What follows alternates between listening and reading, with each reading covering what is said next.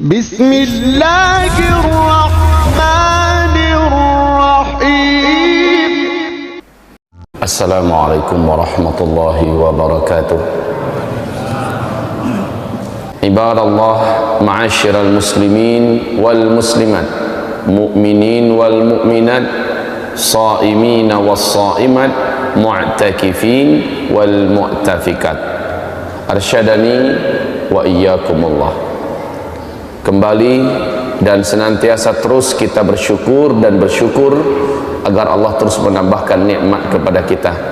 Kita syukuri atas segala nikmat Allah untuk kita yang tidak dapat dihitung dan tak terhingga. Salawat dan salam kita seluruhnya untuk kekasih Allah, kekasih kita semua, Sayyidul Anbiya wal Mursalin, Rasulul Mustafa Muhammadin sallallahu alaihi wasallam. Ma'asyiral muslimin, hamba-hamba Allah yang kami muliakan, hari kiamat sudah diambang pintu. Kiamat pasti terjadi, seluruh makhluk pasti mati, alam semesta hilang. Makhluk yang paling terakhir dibunuh oleh Allah adalah iblis. Seluruh malaikat telah dimatikan, yang tersisa hanyalah malaikat maut dan iblis. Maka Allah berfirman, hai iblis, hari ini janji telah ditepati.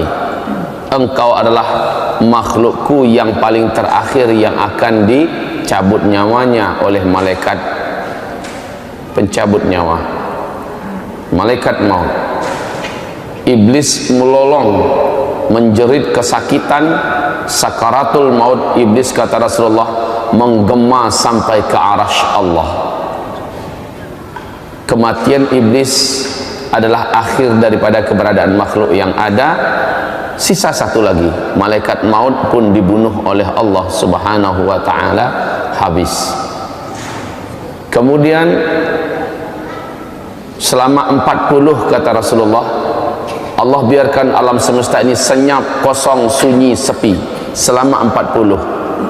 Abdullah ibnu Abbas mengatakan, kami tidak tahu itu 40 hari, 40 bulan, atau 40 tahun, atau bagaimana. Hanya Rasulullah mengatakan selama 40 Allah biarkan alam semesta ini sepi, sunyi, tidak ada apa-apa. Bumi sudah hilang, langit sudah hilang, bintang-bintang, galaksi, apapun yang ada sudah lenyap seluruhnya. Hanyalah Al-Wahidul Ahad yang tetap, yang wujud. Kullu man 'alaiha fan. Seluruh yang ada di alam semesta menjadi fana, hilang. Wa yabqa wajhu rabbika dzil jalali wal ikram. Tinggal satu saja, dialah sang pencipta alam semesta. Kemudian dengan kun fayakun, Allah ciptakan kembali semuanya, tetapi sudah berbeda. Yauma tubaddalul ardu ghairal ardi was samawat. Pada hari itu Allah sudah ciptakan lagi bumi, tapi bukan lagi bumi yang sekarang ini. Allah ciptakan kembali langit, tapi bukan lagi langit yang sekarang ini. Semuanya yang masa lalu telah dibinasakan, yang sekarang adalah baru. Bumi yang nanti datar, bukan bulat. Sampai di mana ujungnya, dari mana startnya, tidak ada yang tahu. Rasulullah mengatakan bagaikan tikar yang maha luas bumi nanti. Dan bumi itu disebut dengan Ardul Mahsyar. Ini hamparan Ardul Mahsyar yang luas. Sementara ini adalah tanah di mana manusia-manusia di dalamnya ada. Datanglah hujan. Rasulullah bersabda, datanglah hujan, turun dari langit, membasahi bumi di mana ada manusia ditanam di dalamnya. Manusia pun bermunculan seperti cendawan yang tumbuh di musim hujan, kata Rasulullah. Bermunculan dari liang lahatnya, tetapi sudah sama baya dan usianya. Usianya sama muda semua, dan tidak ada yang berkhitan satupun. Laki-laki, wanita, tidak ada yang memakai pakaian satupun. Telanjang bulat. muncul, dan mereka sebaik muncul langsung tahu kemana harus mereka pergi, langsung seluruhnya tahu kemana mereka harusnya pergi. Kaum muslimin yang kami muliakan, mereka seluruhnya menuju ke hamparan padang mahsyar, seluruhnya. Tetapi keadaan mereka ketika itu sudah beda-beda. Rasul mengatakan umatku saat itu ada 10 macam bentuk. Dan Nabi berkata kepada Mu'adz bin Jabal, bentuk-bentuk umat Nabi ini memprihatinkan dan sangat menyedihkan, tergantung kepada seperti apa amalnya dulu ketika di dunia. Ada yang dibangkitkan lidahnya panjang menjulur sampai ke lututnya, sementara dari mulutnya dan dari air liurnya mengeluarkan bau yang sangat dibenci oleh seluruh orang yang ada di padang mahsyar. Dan mereka kelompoknya yang lidah menjulur semua. Ada yang dibangkitkan tangannya yang berjalan, kakinya yang di atas. Seluruhnya satu kelompok itu seperti itu seluruhnya. Ada yang dibangkitkan sementara dia disuruh memakai kain ter yang menggelegak atau pelangkin, aspal yang menggelegak, disuruh memakai jubah yang dari aspal menggelegak. Bayangkan tersiksanya dia, sementara dia terus berjalan menuju padang mahsyar. Perjalanan ke padang mahsyar sangatlah jauh, tidak ada air, tidak ada orang menjual apa-apa, tidak ada warung, tidak ada pohon, tidak ada jurang, tidak ada lembah, tidak ada tempat duduk, dataran yang tandus dan luas menuju ke padang mahsyar. Yauma yakhrujuna minal ajdasi ka'annahum sira'a. Pada hari itu mereka keluar seolah-olah mereka seperti belalang, lalu meluncur ke tempat di mana mereka harusnya berkumpul. Seluruh mereka tahu, Pak, kemana mereka harus pergi. Dalam kepenatan dan kelelahan itu, sampailah mereka di padang mahsyar. Maka dimulailah acara padang mahsyar setelah waktu yang cukup lama. Kepanasan, tidak ada malam, panjang panasnya, siangnya tidak ada malam, tidak ada sore. Matahari ketika itu, kata Rasulullah sallallahu alaihi wasallam, hanya ala qadri mailin, hanya 1 mil di atas kepala. Macam nak menggelegak kepala setiap orang yang ada di padang mahsyar. Saat itu manusia-manusia, jin-jin yang pernah hidup di dunia, setan-setan yang ada sudah saling melihat.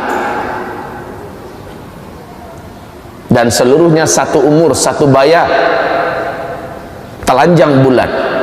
Bunda Aisyah bertanya kepada Rasulullah, "Ya Rasulullah, telanjang bulat, apakah tidak sibuk orang melihat aurat orang lain ya Rasulullah? Laki-laki melihat aurat wanita, wanita melihat aurat laki-laki." Apa kata Rasulullah? "Al-amru yawma idzin ashad min ayyanzura ba'duhum aurata ba'd." Pada hari itu saking menegangkannya pemandangan dan keadaan, sampai-sampai tidak terfikir lagi tentang aurat dirinya dan aurat orang lain. Enggak selera sama sekali melihat aurat dirinya dan aurat orang lain.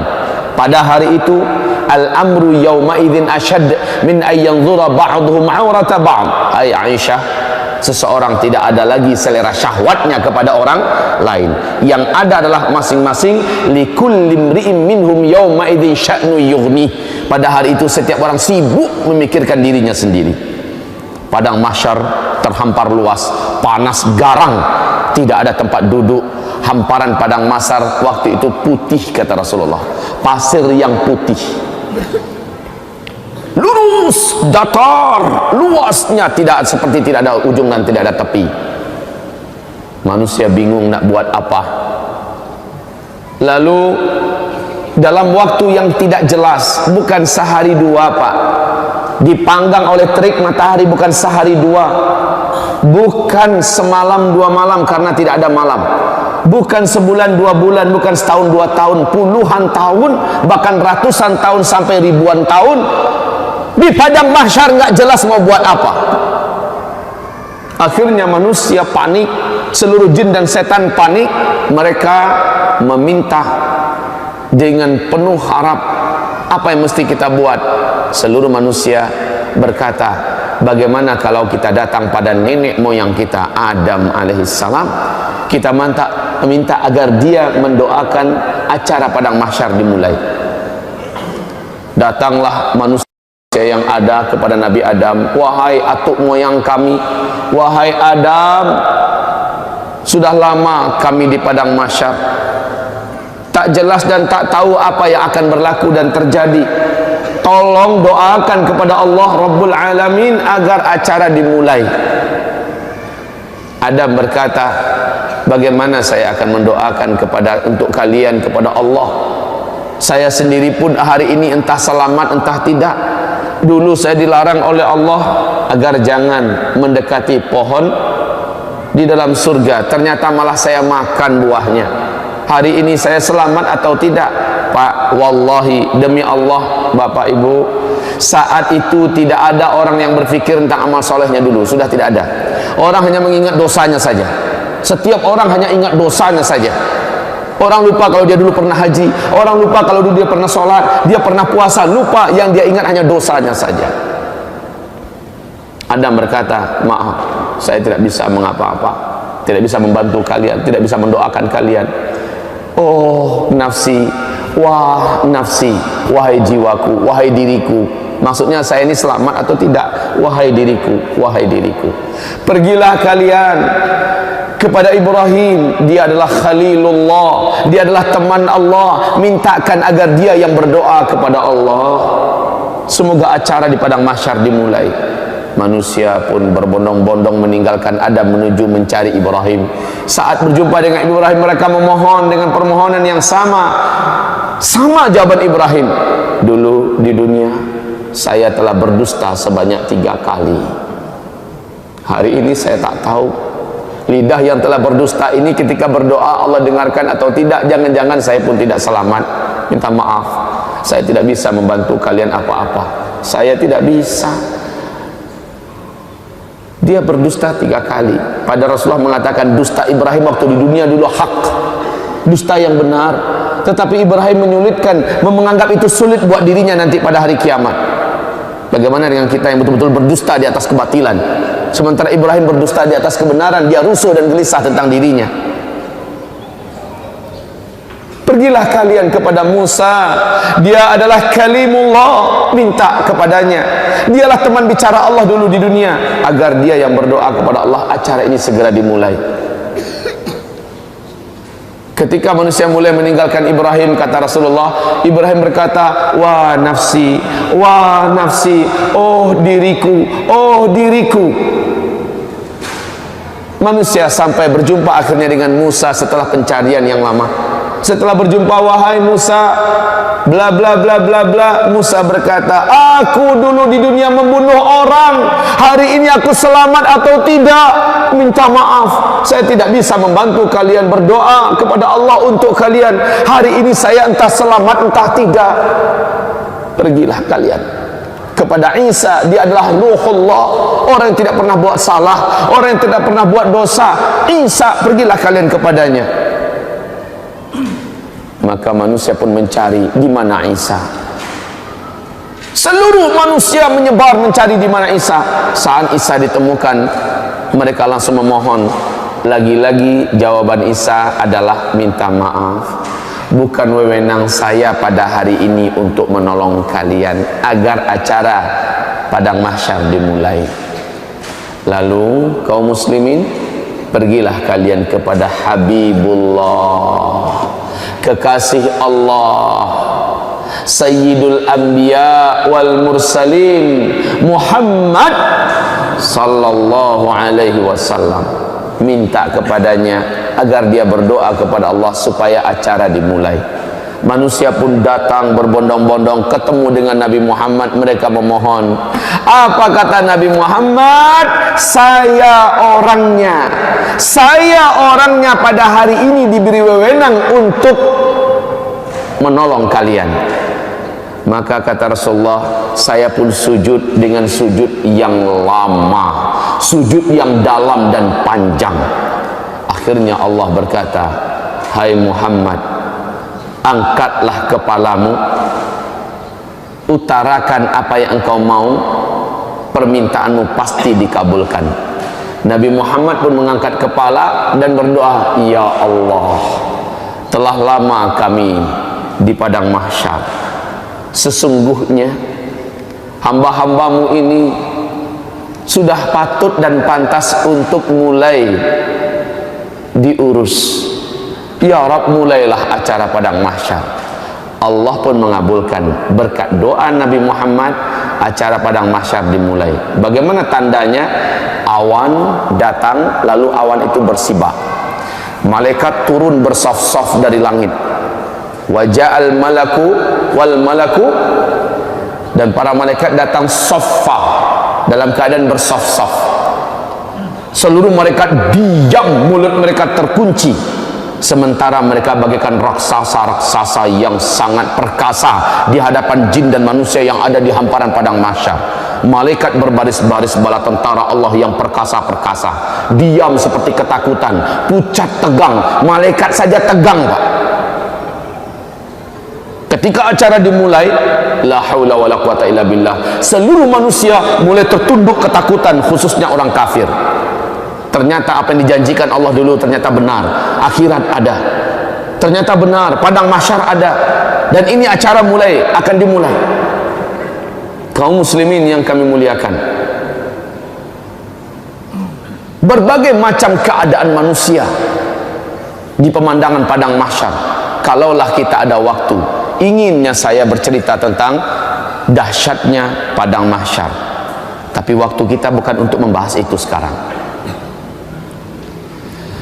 Rasulullah bersabda, akhirnya yang akan masuk neraka sudah diputuskan siapa-siapa orangnya. Mereka pun digiring dengan paksa oleh para malaikat-malaikat yang perkasa. Beberapa di antara mereka mencoba melarikan diri. Di mata malaikat, yang mencoba melarikan itu ibarat kutu-kutu kecil. Kemana mau lari? Disentil kembali. Ada yang diambil, ditendang. Kaum muslimin yang kami muliakan, akhirnya mereka diseret, lalu dibawa dan dilemparkan ke dalam neraka. Sementara orang-orang beriman dan orang munafik mengalami hisab. Setelah proses hisab, dinampakkan amalan mereka, ditanya. Setelah itu mereka ditimbang amalannya. Setelah itu mereka digiring untuk menuju ke suatu daerah yang maha gelap. Daerah tersebut diawali oleh pintu yang maha besar, bab. Di dalam surah Al-Hadid Allah ceritakan pintu itu di bagian luarnya terang, di bagian dalamnya gelap. Manusia disuruh masuk. Ketika mereka masuk, gelap gulita. Khusus orang yang beriman langsung bercahaya tubuhnya. Ada yang cahaya satu orang sebesar gunung besar cahayanya, langsung terang benderang, padahal dia satu orang. Ada yang satu orang hanya sebesar bukit cahayanya. Ada yang satu orang sebesar onta cahayanya. Ada yang satu orang, kata Rasulullah, hanya sebesar tangan ini cahayanya. Ada yang satu orang hanya sebesar jari telunjuk saja cahayanya. Ada yang satu orang sebesar ruas kukunya saja cahayanya. Ibarat lampu yang kecil itu, sebesar itu yang dia punya. Di kegelapan itu dia mengandalkan cahaya yang dia punya. Orang munafik tidak ada bercahaya sedikit pun dalam kegelapan. Orang yang bercahaya dapat berjalan dengan cepat menuju ke titian, menuju ke sirat yang membentang antara padang mahsyar dengan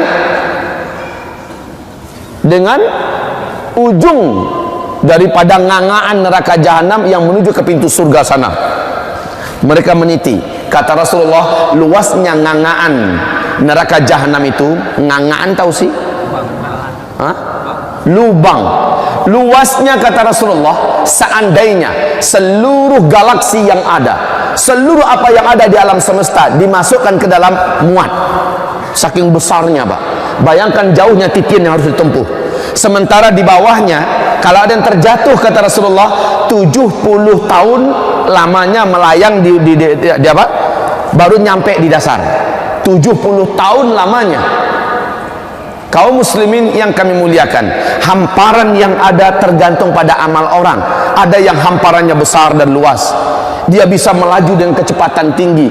Rasulullah bersabda, orang-orang bergelantungan kebanyakan. Nampak di pandangan, satu orang itu punya satu titian, bukan satu titian untuk bersama. Satu orang punya satu titian. Titian itu tergantung pada amalnya. Ada yang titiannya menjadi kecil dan setajam mata pedang. Itu yang harus ditempuhnya.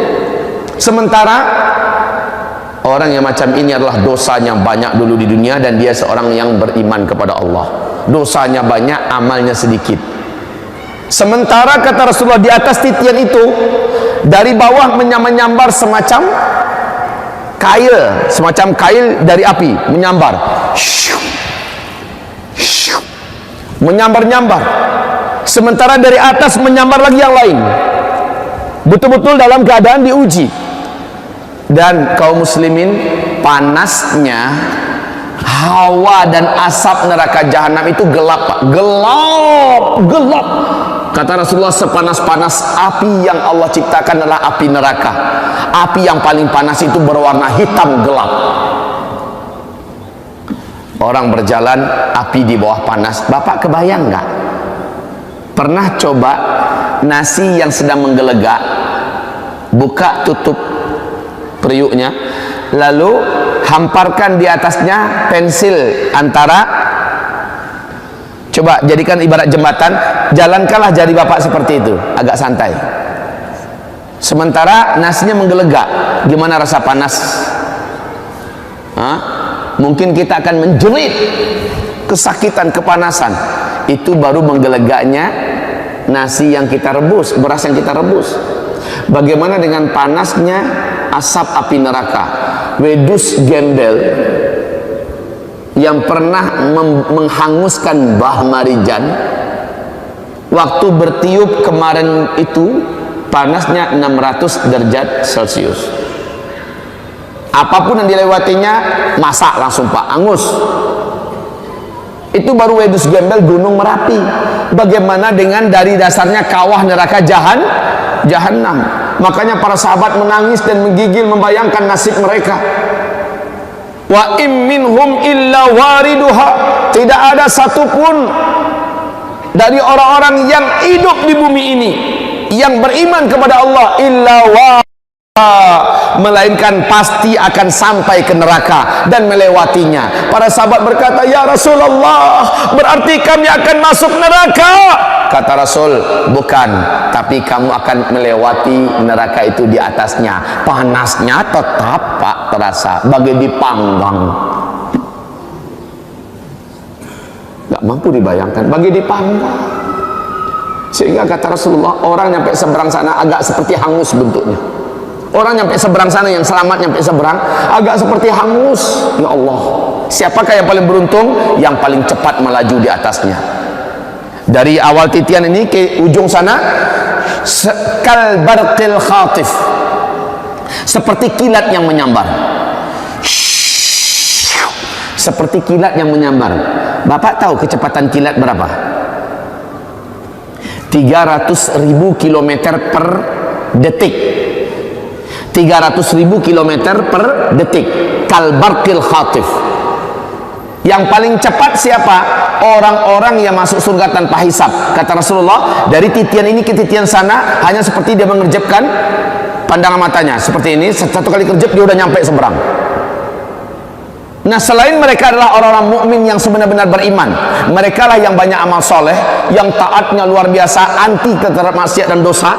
Dan mereka-mereka ini seperti kilat yang menyambar. Nah, pertanyaan, seberapa cepat sih kilat yang menyambar? 300.000 km per detik.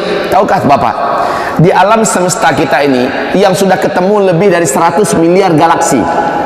Mari kita sekarang berfantasi sebentar dalam 300.000 km per detik. Ini kecepatan cahaya. Satu galaksi garis diameternya dapat ditempuh, satu galaksi garis diameternya dapat ditempuh oleh cahaya, satu diameter ya, satu galaksi. Per satu galaksi, kita galaksi apa namanya? Hah? Galaksi Bima Sakti. Nama galaksi kita adalah galaksi Bima Sakti. Satu galaksi garis diameternya menghabiskan perjalanan 50.000 tahun cahaya. Satu galaksi yang ketemu sekarang sudah lebih dari 100 miliar galaksi. Ya, dapat bayangkan. Sementara seluruh galaksi yang ada di alam semesta dapat dimasukkan dalam ngangaan tadi, lubang neraka jahanam. Bayangkan betapa jauh perjalanan walaupun dengan kecepatan cahaya. Ini yang dititi, Pak. Kasihan yang amalnya minim. Maka kata Rasulullah, ada yang nanti merangkak di atas titian, dia merangkak. Ada yang bergelantungan. Berapa lama dia akan habiskan perjalanan? Nggak kebayang. Makanya kata Rasulullah SAW kepada Bunda Aisyah, seseorang tidak akan peduli dengan siapapun yang pernah hidup bersamanya dulu di dunia dalam 3 keadaan nanti di hari kiamat. Satu, ketika dia sedang dihisap. Kedua, ketika sedang ditimbang. Ketiga, ketika sedang dititian. Dia akan tidak peduli dengan siapapun. Dia hanya akan peduli dengan dirinya sendiri. Kaum muslimin yang kami muliakan, ya Allah, tidak terbayangkan oleh kita berapa lama dia harus berjalan di atas titian itu. Sungguh hanya amal soleh kitalah yang mampu membuat kita mempunyai kelajuan, Pak. Ada yang kelajuannya seperti burung yang terbang, kata Rasulullah. Ada yang kelajuannya seperti kuda tercepat yang pernah ada di bumi. Ada yang lajunya dia berjalan di atas titian itu seperti orang lari kencang. Ada yang maraton, ada yang jalan dalam keadaan terseok-seok, ada yang sambil merangkak, dan ada yang bergelantungan, dan banyak yang berjatuhan, Pak. Bapak bayangkan, pernah enggak Bapak bergelantungan jarak 50 meter saja? Kasih jarak antara kita dengan tali yang bergelantung itu 1 meter saja. Coba Pak, sanggup nggak tangan agak 50 meter aja, Pak? Di tengah dia udah menggigil tuh karena kelelahan. Lalu lama-lama kita akan lepaskan karena udah nggak sanggup, ya kan? Masya Allah. Biasanya orang-orang militer, orang-orang TNI, orang-orang yang latihan berat di angkatan darat dan lain-lainnya merasakan betapa beratnya ketika menyeberang itu, Pak, menyeberang pakai tali yang dengan ala militer ya. Di tengah aja, Pak, 20 meter udah akan merasakan kelelahan habis tenaga. Maka kata Rasulullah, akan banyak yang berjatuhan dari umat beliau, masuk ke dalam neraka, berjatuhan. Bapak bayangkan, siapakah kita? Bayangkan, apakah tidak mungkin kita salah satu di antara yang jatuh itu? Bayangkan, apa andalan kita? Amal apa yang baru kita punya? Bayangkan, sudah hebatkah kita dengan sedekah-sedekah kita yang belum seberapa? Sudah hebatkah kita dengan puasa kita? Sudah hebatkah kita dengan kesalahan-kesalahan yang belum seberapa? Bagaimana kalau itu tidak Allah terima? Sementara titian begitu berat akan diseberangi. Jangankan Bapak, saya sendiri pun belum tentu akan selamat. Wahai hamba Allah yang kami muliakan, beratnya keadaan dalam titian. Sampai di seberang, Rasulullah sudah menunggu, ya Allah. Rasulullah sudah nunggu. Rasul melihat umatnya yang sudah mendekat. Dikit lagi hai umatku, dikit lagi hai umatku. Rasul berdoa, ya Rabb salim salim, ya Rabb salim, ya Allah selamatkan, ya Allah. Sedikit lagi hai umatku, sedikit lagi. Dipanggil oleh Nabi. Ada yang mampu sampai ke seberang, ada yang udah dekat, tinggal beberapa meter, tergelincir jatuh. Ya Rabbana, yang nyampe ke seberang seperti hangus, hitam-hitam seluruh tubuh dan wajah mereka. Panasnya titian harus mereka jalani, Pak. Ibu, bayangkan kehidupan yang sebentar ini, yang paling-paling hanya 60 tahun, yang paling hanya 70 tahun. Kita gadaikan kehidupan abadi yang penuh dengan tantangan dan beratnya ujian serta musibah besar di dalam neraka. Hanya gara-gara fulus, hanya gara-gara syahwat, hanya gara-gara benda yang ada di selangkangan paha kita. Bayangkan itu kaum muslimin. Bagaimana kita? bahkan para nabi pun tidak yakin mereka akan selamat.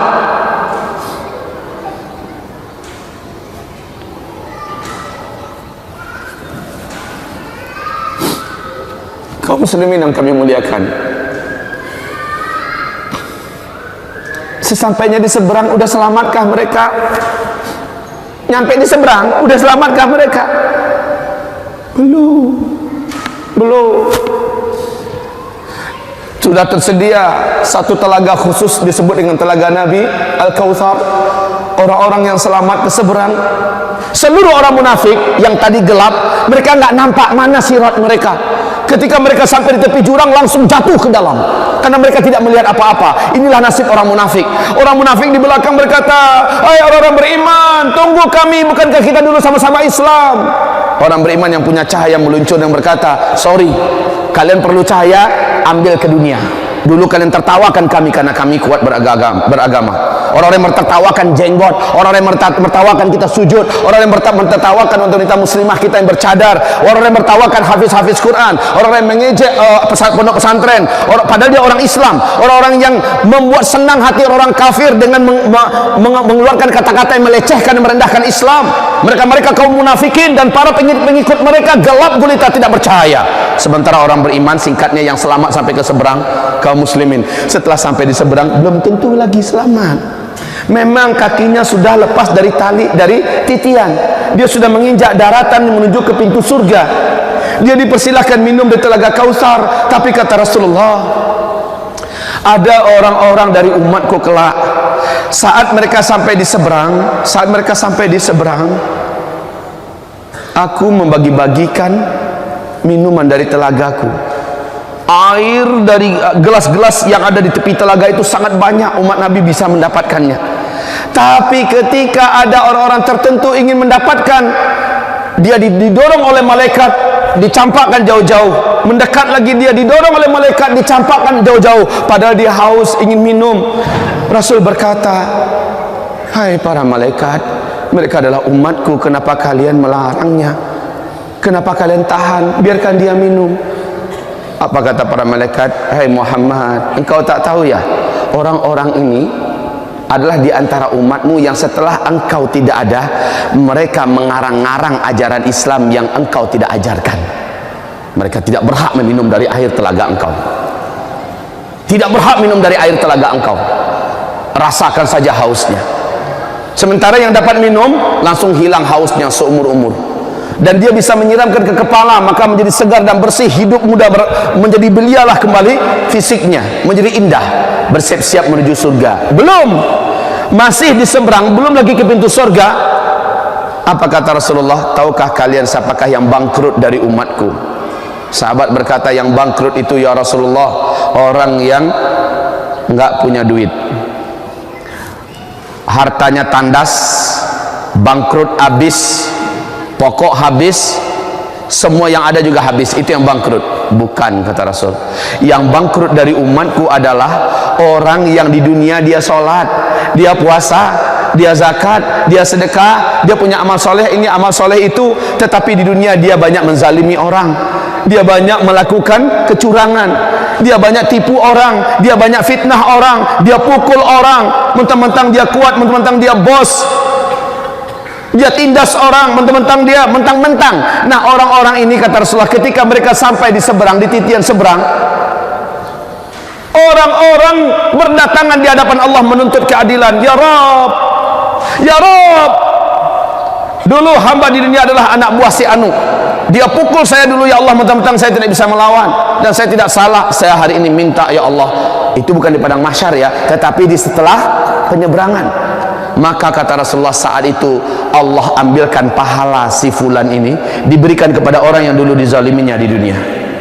Ditimbang berapa kezaliman dia dan berapa pahala yang pantas sebagai penggantinya, diambil, diberikan pada si fulan. Si fulan ini pergi, dapat dia tiket surga yang lebih tinggi. Dengan amal kita tambah naik ke dia. Datang lagi yang lain, "Ya Rabb, dulu dia memfitnah saya, gara-gara dia saya istri saya minta cerai, gara-gara dia saya ditangkap oleh pemerintah, gara-gara dia saya diusir dari kampung, gara-gara dia saya akhirnya begini. Ya Rabb, hari ini saya minta keadilan kepada engkau." maka ditimbang seberapa banyak kezalimannya, lalu diambilkan pahalanya, diberikan pada orang itu. Orang itu pun makin berat timbangannya, makin tinggi derajat yang akan dia terima di surga. Sementara orang ini makin sedikit amal yang dia punya. Datang lagi yang lain, ya Rob, dulu saya dipukulnya, dulu saya dibunuhnya, dulu saya. Yang datang ini diambil oleh Allah, diberikan kepadanya pahalanya. Fa imfaniyat hasanatuh, ketika habis seluruh amalan-amalannya, ketika habis seluruh amalan-amalannya, sementara yang datang masih saja ada. Bagaimana? Allah ambil dosa orang yang dizalimi ini, Allah ambil, ditambahkan ke atas dosa dia. Pahalanya dah habis, dosanya ditambah. Datang lagi yang lain, pahalanya, dosanya diambil, dipindahkan ke dia. Dosa orang ini diambil, dipindahkan ke dia. Lalu kata Rasulullah, faturihu finnar, orang-orang ini akhirnya diambil dan dimasukkan kembali ke dalam ngangaan lubang neraka itu, dan dilemparkan ke neraka. Padahal udah capek-capek sampai ke seberang, dilemparkan kembali, Pak. Awas, jangan main-main kita hidup di dunia ini, jangan zalim, sembarang menzalimi orang. Ada penyelesaiannya nanti pada hari kiamat, Pak. Ada penyelesaiannya nanti pada hari kiamat. Masuk neraka, itulah umatku yang bangkrut.